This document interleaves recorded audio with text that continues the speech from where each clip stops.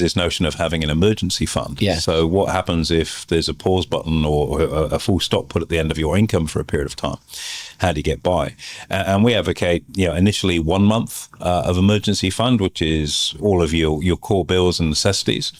And then once you've built the habit, and that might be something we'll return to, or the habits, once you've got this thing rolling, that you don't go, I'm good with money now, I don't need to worry about that. It's always going to be something that you need to have under control, top of mind.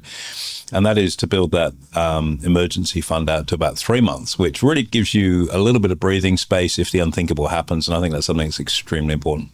Yeah, I'm going to put a personal spin on this to help our listeners. I like to call my emergency fund almost like my short-term super, where if I ever... I like that. No, that's a nice term. That's a good way to look at it. Short-term super. If anything was to stop, let's say place was to burn down here, I was to lose my legs or my hands or my brain or whatever it might be, and I needed to access money. If you lost your brain... My brain. Can you remember the bank code or your PIN number to get you... I kind of thought about it. I thought... If people listening to this say, if you lost your hands, you'd probably still be able to do your job because, I push pens for a living. So my brain's probably my most valuable asset when it comes to work. Matter of perspective. Yeah. So let's just say I lost my brain, right? And I wasn't able to perform the tasks that I normally do day to day. The short-term super, or which is the term I use for this, is that is money that pays for all of my living expenses.